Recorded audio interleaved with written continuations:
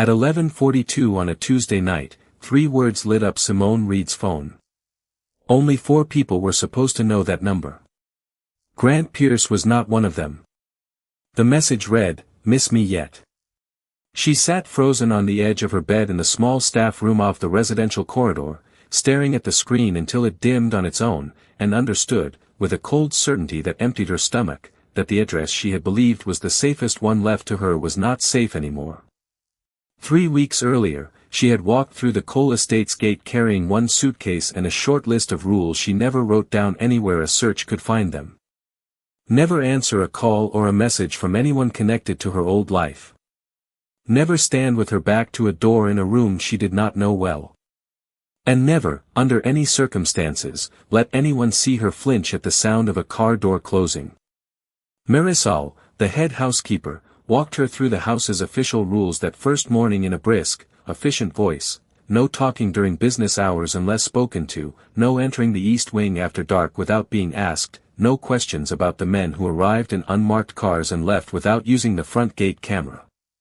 Simone nodded at each one and thought, privately, that a house built on careful silence suited her exactly, because silence had kept her alive for the better part of a year.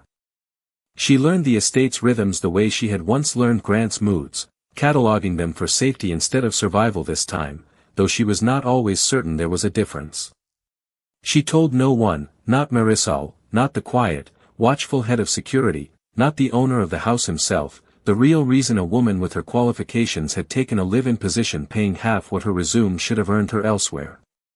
3 weeks of unbroken quiet had almost convinced her the trail behind her had gone cold. Now, sitting with a phone that should have been untraceable glowing in her hand, she understood that quiet had only ever been alone, and that whatever came next would decide whether she spent the rest of her life running from Grant Pierce, or finally made him answer for something instead. She met Adrian Cole properly the following afternoon, in the estate's library, dusting a shelf Marisol had told her never technically needed dusting but that appearances required regardless. He entered without announcing himself and studied her for a beat longer than the moment required, taking in the neat coils pulled back from her face, the steadiness she had practiced into every visible part of herself. "Someone new," he said, not quite a question. "Yes, sir," she answered, and something in the flatness of her own voice made him linger before continuing to his desk without another word. Callahan, the head of security, formed his opinion of her faster and less generously. He found her on her 3rd day reviewing the household staff files, a routine for every new hire, and asked her directly why a woman with her background had taken a position paying so far beneath what her resume implied she could command. "Quiet pays for itself," she told him, and Callahan filed away the gap in her employment history, the missing references, the way she already knew a room's exits without checking them out loud. Marisol intervened that same evening, telling Callahan flatly that she had run domestic staff for 11 years and knew the difference between someone hiding something dangerous and someone hiding from something dangerous, and that Simone Reed was plainly the second kind.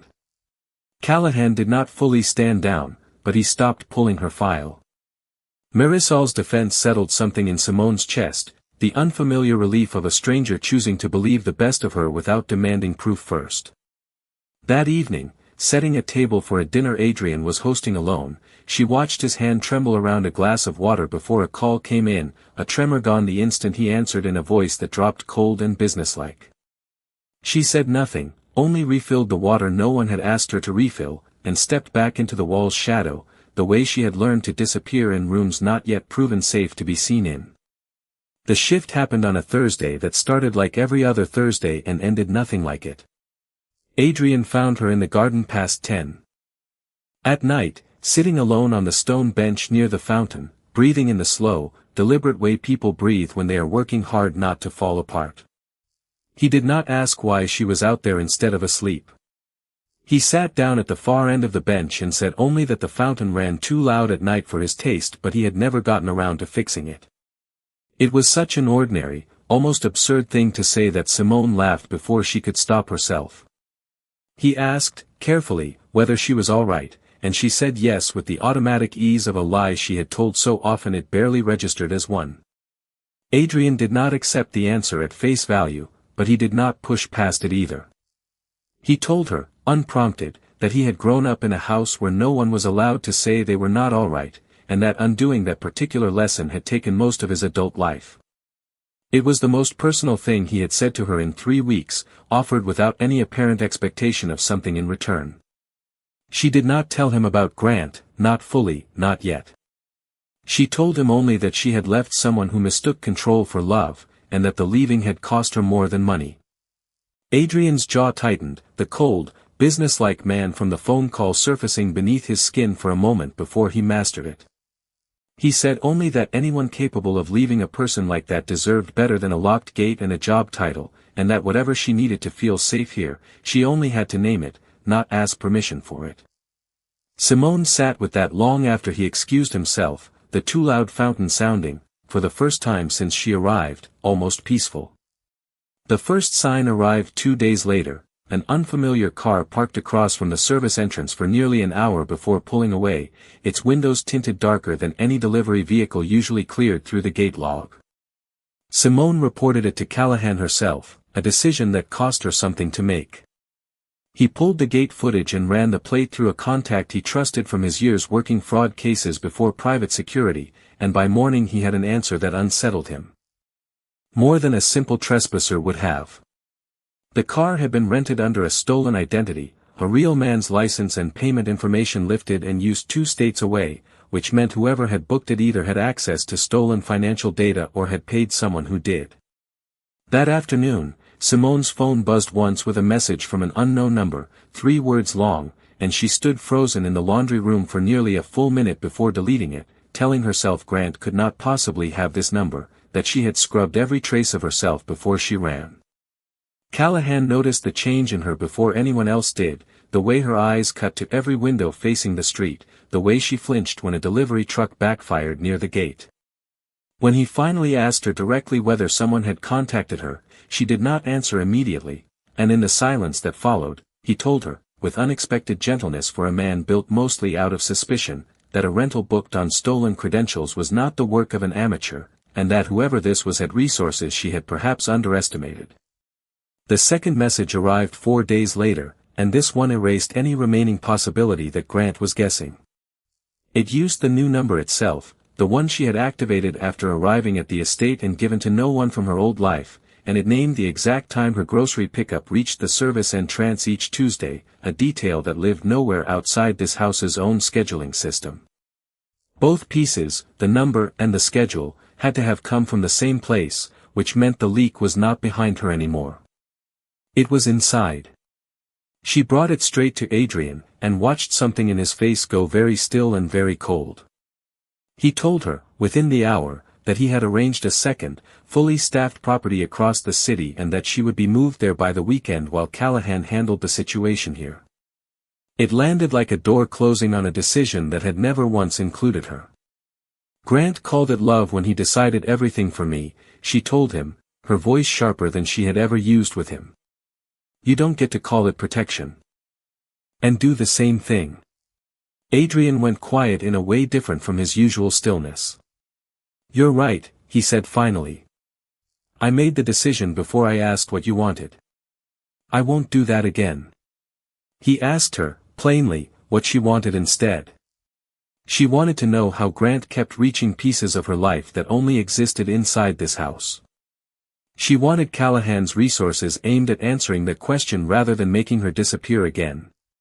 Then that is what we will do, Adrian said, and something in the plainness of it felt more like respect than anything softer would have.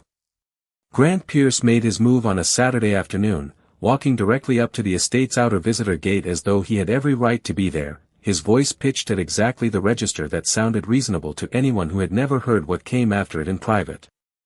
He told the guard he only wanted to talk, that Simone had left mid-argument and taken things that were not hers, and that people should ask her how many jobs and apartments she had walked away from without notice before deciding how stable she really was.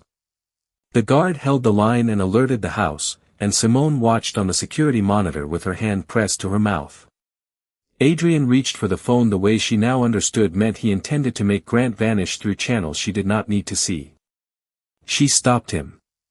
This time, she said, I need to be the one who answers him. Callahan led her to the security room, and she stood in front of the intercom console before pressing the button. Grant's practiced, wounded tone softened instantly into something that used to work on her. "Simone, baby, just come talk to me." "I left you," she said, cutting through it, steadier than she expected. That was the answer. There was a long pause, and then his voice changed, harder now that his audience of one guard could not be charmed. "You'll regret this," he said, and Callahan noted quietly that the gate camera had just recorded him saying it. Callahan's contact confirmed the leak 2 days later. A junior coordinator at the staffing agency that had placed Simone, a young man with mounting debts, had pulled her full personnel file, new contact number included, and sold it along with her weekly schedule to an anonymous buyer for $800. It was Callahan, dryly, who pointed out that of everything Adrian's world usually did to men who crossed people under his protection, hiring a lawyer and building a paper trail was almost restrained. Simone asked to see everything gathered so far, and read through it at the kitchen island past midnight, the messages, the stolen rental identity, the time-stamped sale of her file. Detective Reyes, the stalking case specialist Priya Shah had connected her with, reviewed the same material the next morning and told her plainly that a name on an anonymous payment was not enough on its own. What tied it together, 2 days later, was the prepaid card itself. The same account used to pay the coordinator had also funded the stolen identity rental, a thread careless enough to trace once someone was looking for it, and it led back to a purchase made under Grant Pierce's own name months earlier, before he had learned to cover it. With that, Priya helped Simone file for an emergency protective order, granted within 48 hours, and Simone signed it knowing exactly what it meant. The next move belonged to Grant now, and it would be the one that decided everything. He made it 5 days later, driving straight back to the outer visitor gate as though a piece of paper could not possibly apply to him, exactly the violation Detective Reyes had quietly prepared for once the order was served. This time, 2 unmarked police vehicles were already positioned down the block, coordinated through Reyes rather than through anything Adrian's own channels could have arranged, and Simone stood in the security room and watched it happen in real time instead of hearing about it afterward. Grant argued with the guard for nearly a full minute, insisting he had every right to collect what belonged to him, before the officers stepped out and asked him, without raising their voices, to step away from the vehicle. He did not go quietly, not entirely, but he went without a hand raised against anyone, cuffed at the edge of the driveway while Simone watched through the monitor with Adrian standing silently beside her, close enough that she could feel he was holding himself back from moving toward the screen. Detective Reyes called her 20 minutes later to confirm it. "He violated the order," Reyes said. "We have him." Simone closed her eyes, waiting for relief to feel like something dramatic. It felt quiet instead. "What happens now?" she asked. "Now," Reyes said, "he answers for it." Adrian told her that evening that she was welcome to stay as long as she needed and owed him nothing further for it.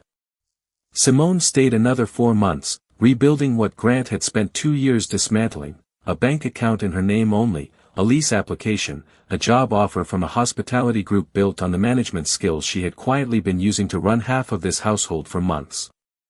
Marisol cried a little, unapologetically, the morning Simone packed her last box, telling her that the estate had needed someone like her far longer than 3 weeks, and made her promise to come back for dinner, not as staff, ever again, only as herself. Adrian carried the box to the car and told her, with the dry humor she had come to recognize as his version of tenderness, that the fountain would go on running too loud without her there to complain about it with him. Months later, she returned on a Friday evening, sitting across the same kitchen island where she had once read through evidence with shaking hands. Outside, a car pulled into the circular drive. Its door slammed hard enough to echo through the kitchen. Simone didn't flinch. She didn't even look up.